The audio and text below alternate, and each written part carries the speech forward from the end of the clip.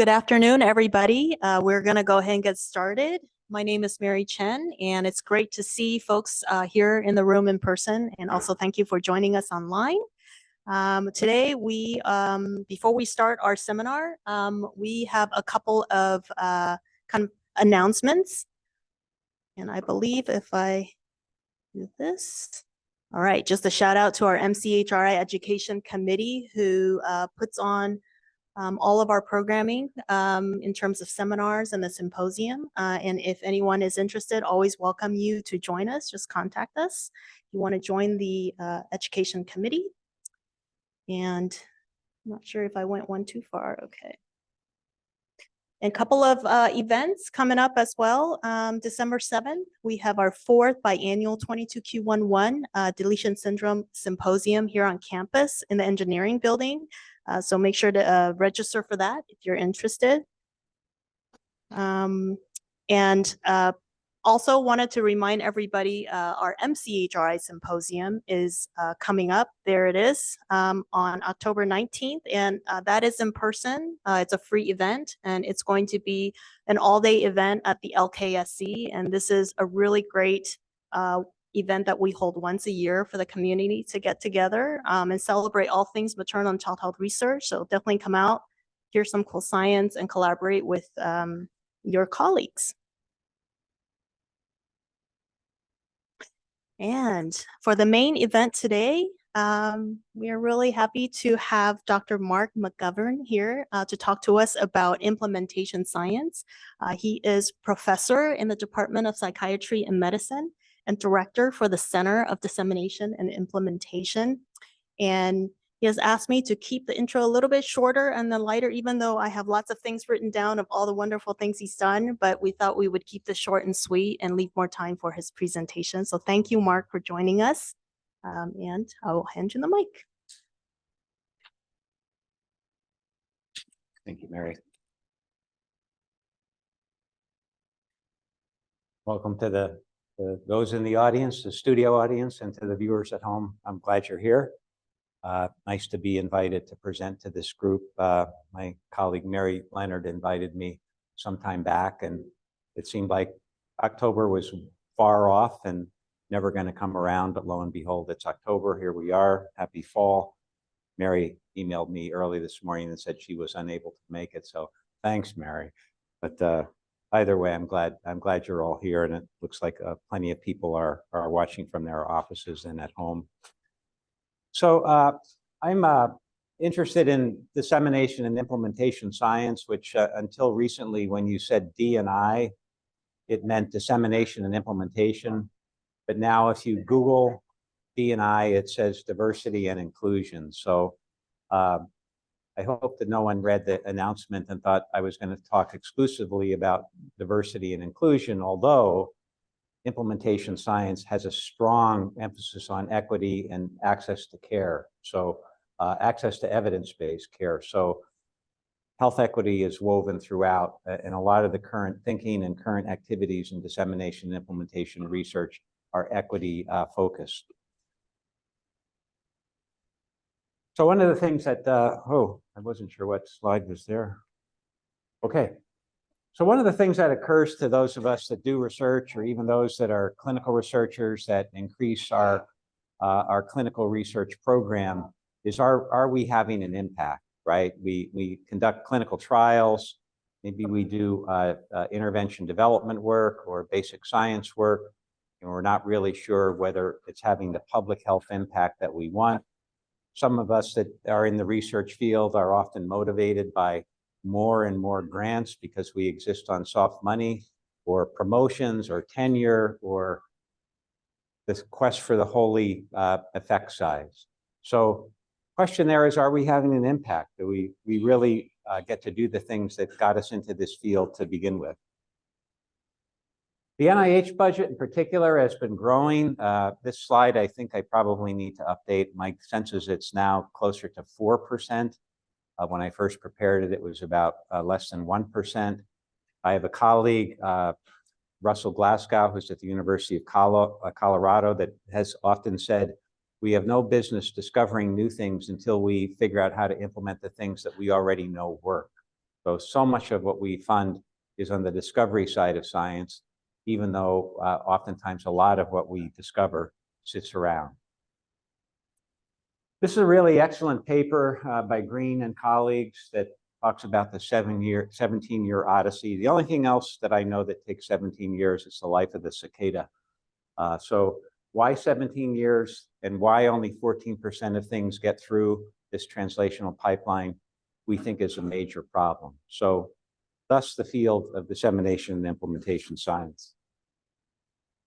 One of the things that's become increasingly clear to me, and I was just on a conference call with people from the federal government, is that even if people are interested in dissemination and implementation science, they often don't get it, right? It seems exceedingly complicated. There are a lot of models and frameworks and theories. There's a lot of formative, qualitative research, which seems a little soft and fuzzy, like there's no quantitative measures that are used across studies, so that findings across studies often can't be pooled. Replication and rigor are sacrificed, so relying exclusively on qualitative work, it limits generalizability, and ultimately it limits impact. There's a significant translational problem at all levels, so I think the idea here is that, or pull from all levels. So we have hospital administrators wanting to know about implementation science. We have bench scientists wanting to know about implementation science. We have clinicians wanting to know about implementation science. The demand is enormous. If you're looking for a career, you can become an implementation scientist and your phone will ring off the hook. And I actually want to try to limit that because what's that movie, when I put the cone of experts, I was thinking about, called Meet the Parents. It's Robert De Niro and Ben Stiller, the cone of trust. It's a little bit like the cone of trust. There are people who are identified as implementation scientists. You know, they're highly sought for grant applications to NIH and elsewhere. I'm interested in expanding the expertise outside of the cone. So hopefully after an hour or 45 minutes of this, you'll get enough of the basics so that you'll really get a good idea of what implementation science is, and, you know, in doing so, perhaps what it's not. That's the title, Demystifying Implementation Science. So implementation, the word versus the approach. You have people that might say, you know, I implemented the intervention in a clinic and I evaluated its effectiveness. Is that implementation? Well, implementation as a verb, yes. Implementation as a science, no. What are implementation strategies? That's really important. Implementation strategies are the interventions of implementation, so I'll describe those. What do you need to know about frameworks? How many of you are, I'm only speaking to the people in the room at this point, but how many of you write grant applications? How many of you are clinicians? Okay, all right, good. So oftentimes if you write a grant application, it'll be suggested that you include a D&I framework. So you'll look up what are D&I frameworks, and you'll probably try to grab one and spackle it on to your grant application. So hopefully at the end of a few minutes, you'll say, okay, I get it, Mark. I know what framework fits with this particular problem, this particular application. It's not that complicated. When to think about implementation approaches, I'll give you a tip pretty much now, at any point in the development of an intervention. And lastly, I guess I want to talk about a couple of things that are happening locally here at Stanford, in that building over there, 1070 or Astrodero, or most of it's actually virtual. So this is the most important slide I have. If you get this, you got really the basics. We have a fellowship, and sometimes at the end of a year of it, I'm not sure the fellows get this, but if I can communicate it, I've done a good job. If this is the only thing you remember, I'm satisfied. So the intervention is the thing. So it could be a guideline you're trying to implement. It could be an intervention you're trying to implement. It could be a team-based care approach you're trying to implement. It could be a surgical procedure you're trying to implement. That's the thing. Effectiveness research evaluates if the thing works. Is it better than the thing as usual? Is it better than a comparator thing? Implementation research examines how the thing works, or how to, excuse me, how to best help people to do the thing, how to help people to do the procedure, how to help people work together as a team, how to help people deliver the intervention or adhere to the guideline. It's that getting people to do things that's implementation research. And the implementation strategies are the things that you do to help people to do those things. The most common implementation strategy, and probably the least effective, is training, right? We train people, like in a forum like this. You know, we have an in-service, free lunch, training implementation strategy, and hope that that changes the practice back on the unit. Implementation outcomes are how much and how well people do the thing. So important slide, Jeff Curran published this as a teaching tool in the journal Implementation Science. I just think this is fantastic. Jeff's from Boston and delivers this message with a heavy Boston accent, so it's actually quite memorable. So this is a traditional research paradigm. I'm sure you know that there's often an investment in the best new thing. So if you're the discoverer of the thing, you often want people to, you want to evaluate it and prove that it's better. So if you're in industry or pharma, you know, you have let's say a medication or a device you want to prove works, you want to prove is safe, acceptable, and so on. And you want to compare it with the existing thing or things. So this is the usual research paradigm, thing one versus thing two. Researchers discovering or adopting these things, doing clinical trials, thing one versus thing two, really thinking about thing development, thing adaptation, thing improvement. This is our traditional research paradigm. Another way to look at this in my world is your standard effectiveness study looks at, you have an intervention, you want to evaluate if it works. You look at patient level outcomes, let's say the most common are symptoms and functioning. So it's really, you know, does the intervention improve or change patient level outcomes? If you're starting to delve into implementation, you often will study the first kind of nested black box, if you will. Think Russian nesting dolls. And you open the first black box, there are things that determine whether the patient outcomes are good or not so good. You might call them mediators and moderators. Like, you know, what are the systems? What are the organizational factors? What are the provider factors? What are the patient level factors that mediate or moderate those outcomes? We call those contextual determinants.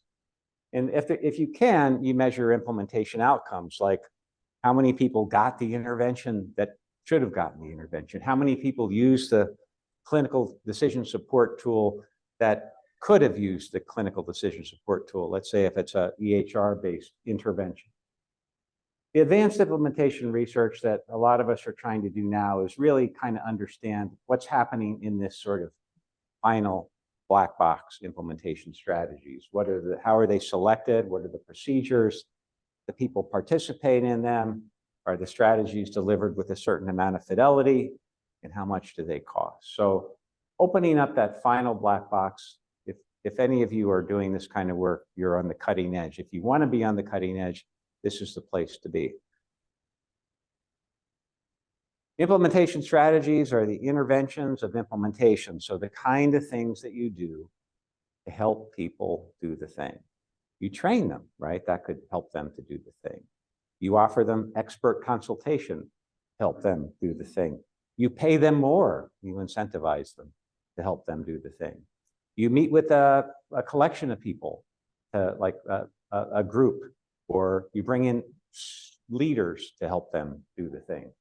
So all of those are examples of an implementation strategy to help people do the thing.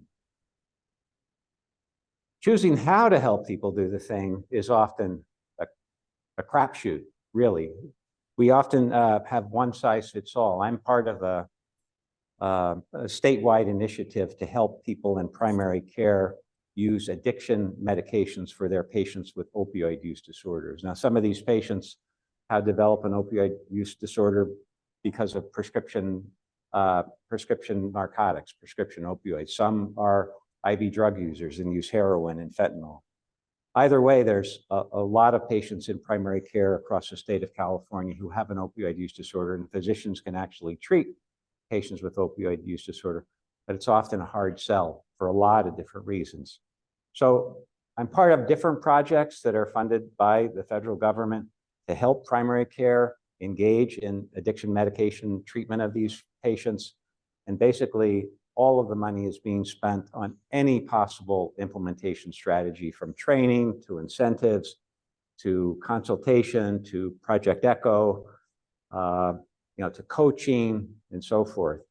It's offered to everyone kind of like a buffet, and no one is really able or in a position to measure if these strategies are being used and if they're having any role on outcome.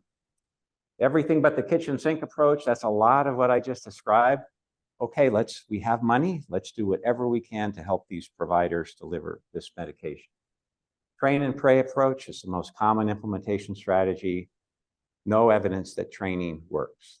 Absolutely no evidence that training changes practice.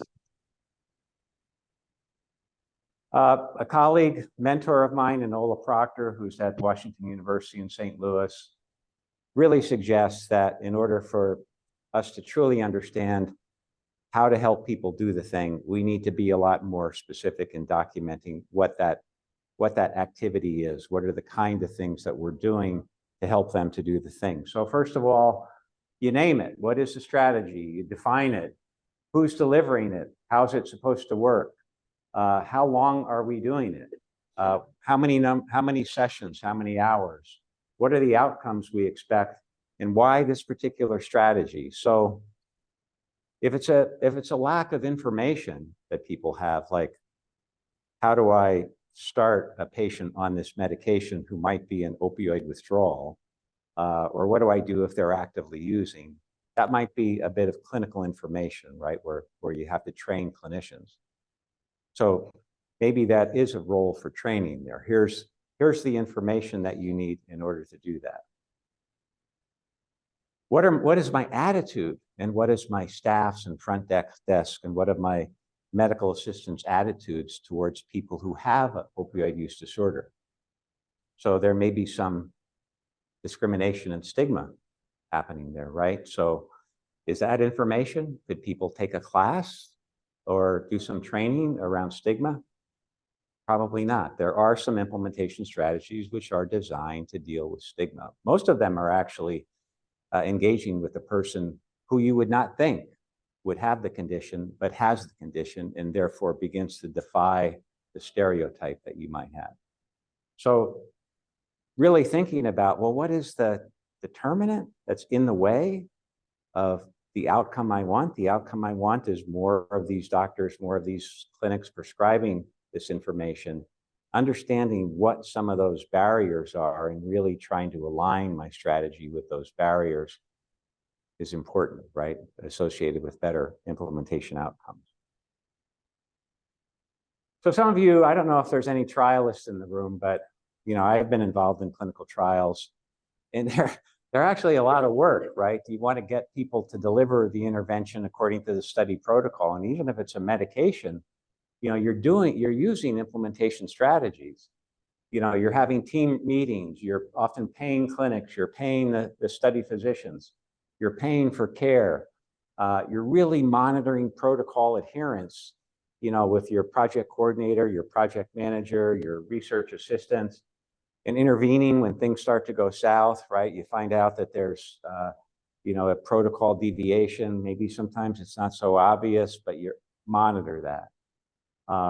So many of the strategies that we use in clinical trials aren't really feasible in real world translation, paying clinics, for example.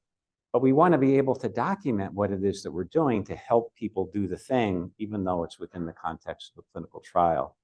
So I argue that it's really important to keep track of your implementation strategies at every stage of development, if it involves getting people in routine care to deliver that particular intervention, even if you're studying it within the context of an efficacy or an effectiveness trial.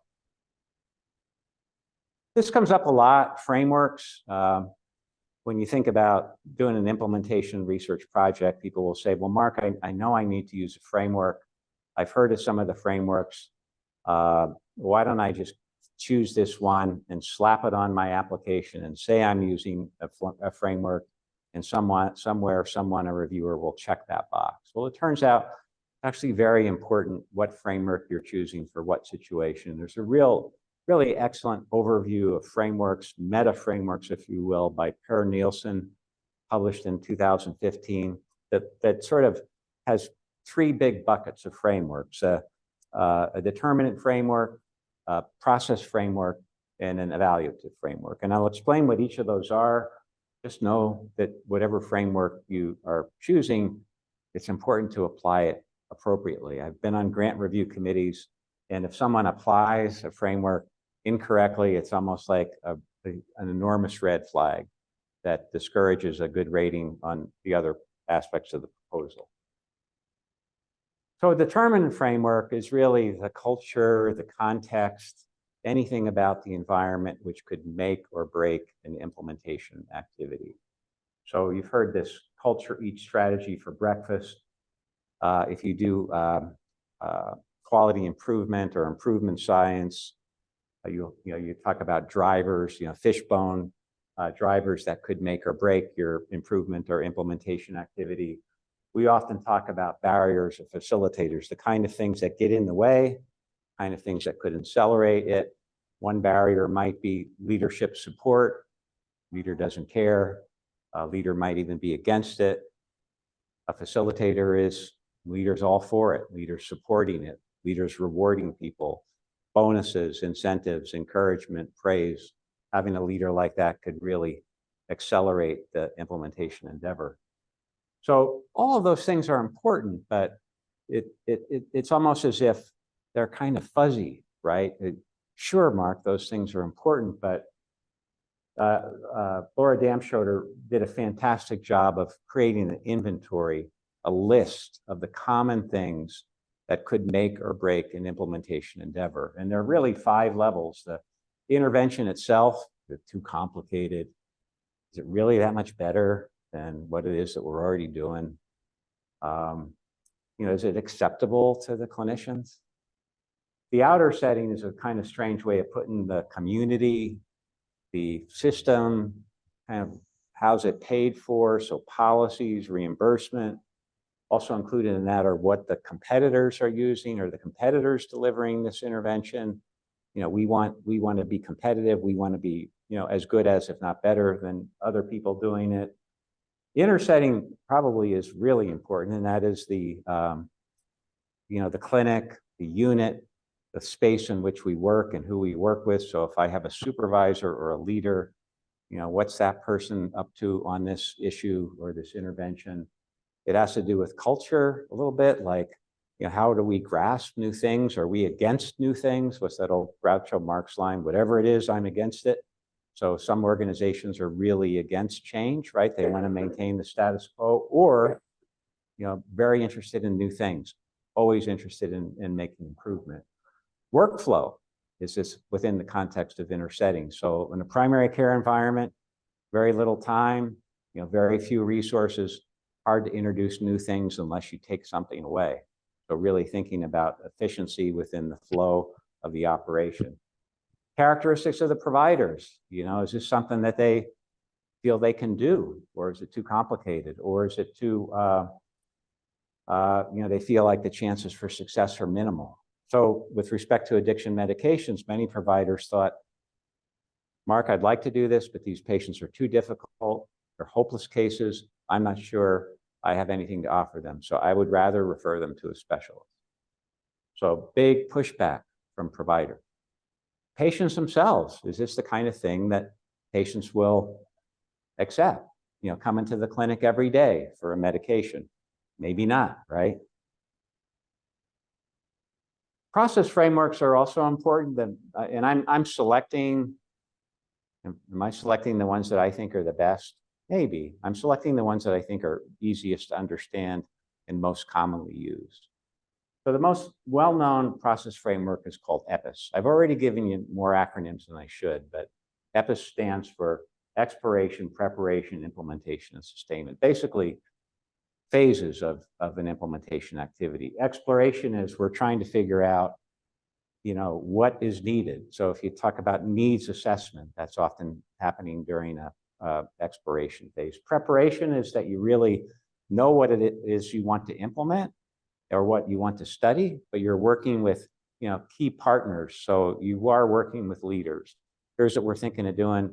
How do you think it'll fly? We're meeting with quality officers or people that reimburse services. Here's what we're thinking of studying.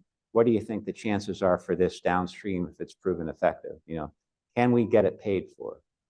So preparation is really kind of lining everything up. If you do clinical trials, it's often where you might think about, am I going to be able to meet my recruitment goals? Is there a patient flow for me to do the study that I need to do? Implementation is the active implementation period, usually about 2 years. That's what we typically use in our work. And sustainment is after all the implementation support activities are removed, is the thing sustained in real practice setting. So 4 phases. There are different models that are 3 phases. Evaluative frameworks is really implementation outcomes. Same thing, outcomes. So the one that's most commonly used is called RE-AIM. Reach, effectiveness, adoption, implementation, and maintenance. So the most powerful ones are reach, the proportion of patients that get it, that should have gotten it or could have gotten your intervention. Adoption, the proportion of providers who deliver it out of all those who could have delivered it. So for the example I've been using, the patients with opioid use disorder diagnosed in that clinic is the denominator. The numerator is the number of patients who got the addiction medication. So that's the proportion, the reach. Adoption is the number of providers who can prescribe a medication. That's the denominator in the clinic, which in primary care is complicated because there's a lot of, strange FTE and part-time and people floating through. So the denominator is sometimes hard to calculate. The numerator, the number of providers who have actually prescribed the medication. So I won't focus on the other 2, but RE-AIM is an evaluative framework. It looks at outcomes.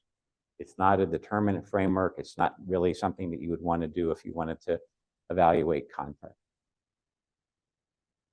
When to use implementation approaches? While you test the effectiveness of an intervention, and there are these things now called hybrid designs, while you develop an intervention designed for dissemination. I want to be careful of my time. Good. So hybrid effectiveness implementation approaches, spatially speaking, are about there. And normally, if you do efficacy and effective research, it takes years. And if you really begin to build in some of this implementation stuff earlier on, you can accelerate the translation of your intervention, let's say, faster than 17 years. There are 3 types of hybrids. Really, the hybrid type 1 leans in the direction of effectiveness research. Hybrid type 3, implementation research. Hybrid type 2 is sort of in the middle. Some of us do specific aims pages to kind of outline our general research approach.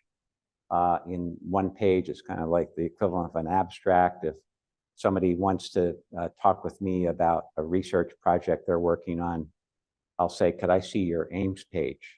And by now they know that they should have the aims page ready, and we'll send that along. But oftentimes a hybrid type 1 will have 2 effectiveness aims. Like, is my experimental intervention better than the control intervention? And maybe the second aim is, what are the mediators of that or moderators of that effectiveness, who are responders and non-responders? And the third aim is often qualitative work, asking people about their experience of the interventions, from patients to clinicians to leaders to even family members sometimes. Type 2 is a little bit more balanced. You could go either way, and I'm assuming that you're not going to have more than 3 specific aims. Type 3 obviously tilts in the direction of more implementation implementation aims and often gathers information about implementation outcomes. This is an interview guide that we use. So if you are looking at an aim 3 that asks about the intervention, these are basically the 10 questions that we ask staff, sometimes one at a time, sometimes in groups. And we find that this gives us a lot of information about refining the intervention, improving the chances for the intervention's uptake or eventual adoption. And there are other ways of getting at this information. And if you are thinking about developing qualitative interviews, it's always good to get at what's the goal, what got in the way, what helped the way with this intervention, what are the surprises, and what are the recommendations to improve the implementation of the intervention in routine care. D4DIS is a little bit newer. Ross Brownson actually wrote a paper in 2014, but another colleague at the University of Colorado, Bethany Kwan, has advanced it more recently. It's a popular model within the context of CTSAs, which are institutional translational center grants. We have one here at Stanford, and really try to build in implementation issues as early as possible. I know one of our colleagues here, Grace Lee, has a PCORI application. So for PCORIs, there's a lot of emphasis on co-design, co-production, bringing patients and family members and users in from the beginning, planning, evaluation, modification, adaptation, and even on the far back end, really trying to think about how are we going to sustain this after the project's over. So PCORI is actually, in some ways, supporting dissemination and implementation science by bringing in end users from the beginning. A lot of focus on staffing and technology and workforce issues, behavioral economics, decisions, is this worth my time? A colleague of mine says that unless it's twice as good and takes half the time, its chances for success aren't really good. Twice as good, half the time. Very few of the things that we try to implement are that powerful, right? Money. I had a presentation last week by a colleague who's in industry, and he said the first thing he figures out, or the first question he asks is, can I get it paid for? That's usually the last thing that often those of us that work in the clinical world think of.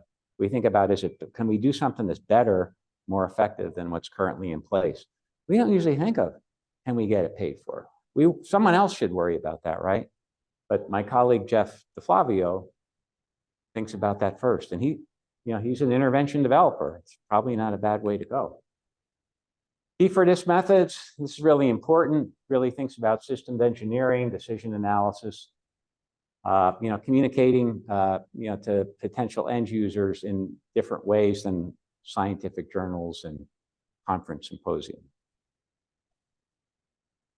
So an example using this determinant framework, so really looking at what is my intervention, what are the characteristics of it, what are the things outside the system or outside my clinic that could support it or undermine it, what are the things within the community, what are the things within my leadership, what are the things that have to do with the providers who are delivering it. So really thinking the implications through, again, thinking about the inventory, the list of potential barriers and facilitators.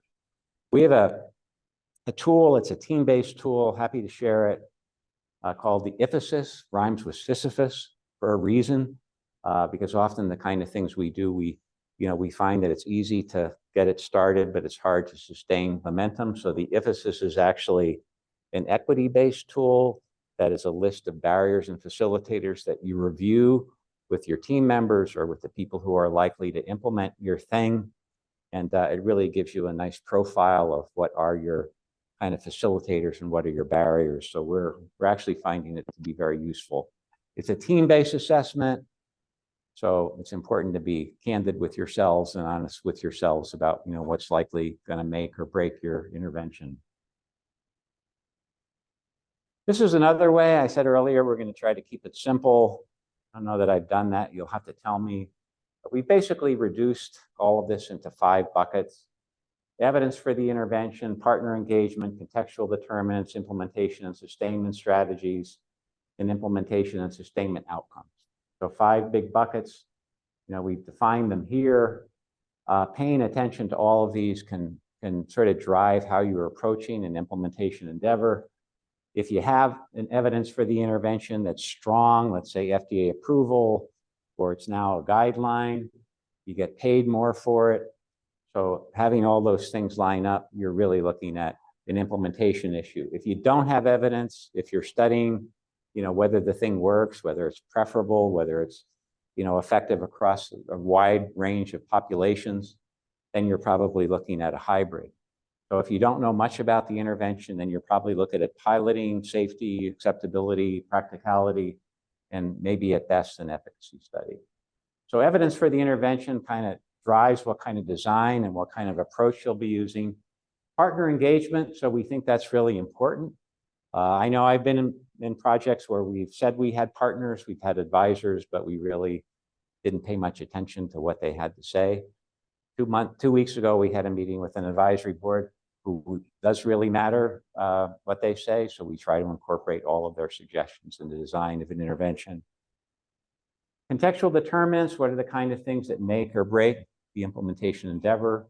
So being able to track those, really kind of documenting those implementation strategies that you're using, even if you think you're only doing efficacy or effectiveness research. And then implementation outcomes, really understanding what is the impact of those implementation strategies. We have another team-based measure called the DIRC-SS. It's called the D&I Research Capability Self-Survey. We've been using that with investigators across a large network of clinical trials, trying to help them think about the implementability of their intervention that they're studying. And the interventions range from clinical decision support tools to opioid overdose response teams to ED-initiated addiction medications to using agent-based modeling to predict high risk for overdose in different communities across the country. So we use this tool. Again, teams complete it. They self-evaluate. They decide if there is an opportunity to do something better to enhance their work based on the tool. It kind of gives people, some suggestions on what they could do. This is a profile of a bunch of those studies that I was referring to. They're all funded by a Healing Addiction long-term grant focused on the opioid overdose epidemic. And we had experts called the RAS, the Research Adoption Support Center, experts, cone of experts, who rated the same studies after interviews and reading their documents, and the investigators themselves. And you can see on a lot of things that there's pretty good convergence using the DIRC-SS, but in general, the investigators rated themselves as a little bit more highly. But we're happy to share this tool. It's free, it's downloadable, and it's really just meant to be a prompt for the work you're doing. These things are related. So contextual determinants drives everything. Culture eats strategy for breakfast. Having partners engaged at every step of the way can really help the success or failure of your ultimate intervention. We often study access gaps and quality gaps to determine significance. If we can identify that there are a lot of people who need it that aren't getting it, or that are getting something that's not all that effective, that's a good place. It's a good spot for D&I science to enter. Identifying the intervention program or service that you hope to fill or narrow, if not eliminate that gap. Identifying inequities is also a place to be, to identify the intervention or program service. Opportunities for impact, precision implementation. I think I talked about this earlier, really matching your implementation strategy to context. There's a lot of work that we need to do in that area. Cost, the health economics of implementation science is a newer area, believe it or not, so we're really focused on that. Health equity, without equity, we have implementation failure. So there are a couple of major conferences that we go to, the NIH Academy Health and D&I. That meeting is in December every year. If you're interested in this topic, there are it's a growing conference. I don't know how many people attend now, but I've watched it over the past decade, and it's huge. And people working across discipline, from pediatrics to surgery to prevention, from tobacco to you name it. It's quite an impressive group of people. Most of the CTSAs, which are institutional grants to support research, like I said, Stanford has one, now have a requirement for dissemination, implementation, translational science, translational research. In health systems, we talked about this earlier, and I think Dr. Lee's PCORI grant is really an infusion of dissemination and implementation science and improvement science. Stanford D&I resource, we have a group, grassroots group. No one gives us any money for this. Really just a collection of a couple of people who got it going, and it's now up to about 50 of us. Actually, 2 members of the pediatrics department, Grace Lee, Lisa Chamberlain, were involved with the original planning that got it going. Colleague of ours in surgery and a couple in psychiatry and medicine were part of the original developers. It's been going, I guess, it's say here, but I think it's been going since 2018. So it looks like we're gonna be sticking around. If you wanna get on the listserv, Helen, who works with me, is the person to email, or just let me know, email me directly. And I think that's it. I've tried to do this within time. Good, okay. Thank you. Questions in the room?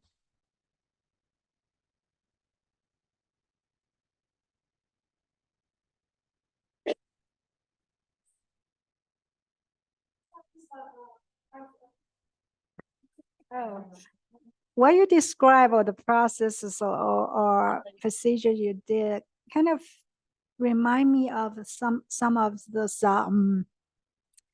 business analysis. You have a consultant go into a company, look at what their processes are, their cultures are, and then provide the solution. Yeah. It sounds like it's just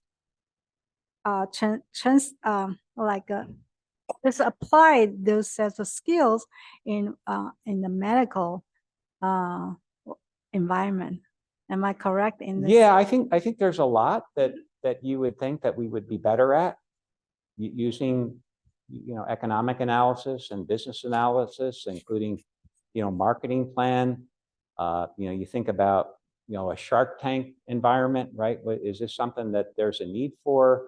There's a gap. We typically don't do that. We sort of operate in our own world. So I think there are a lot of those.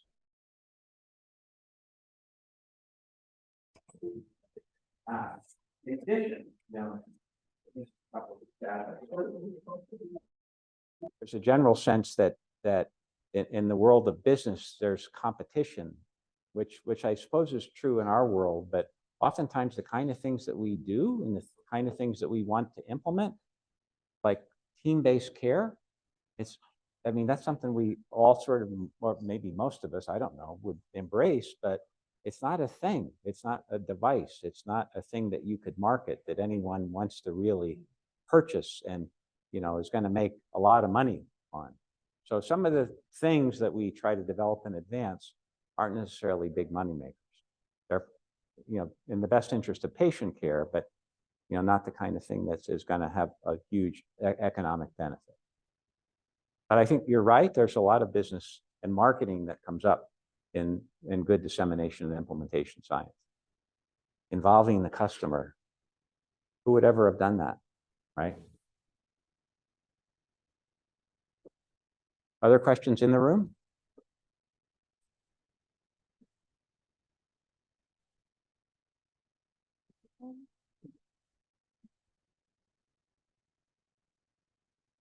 Very quiet audience.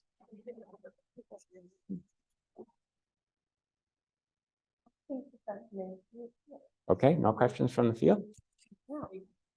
Yeah. It's on. Okay.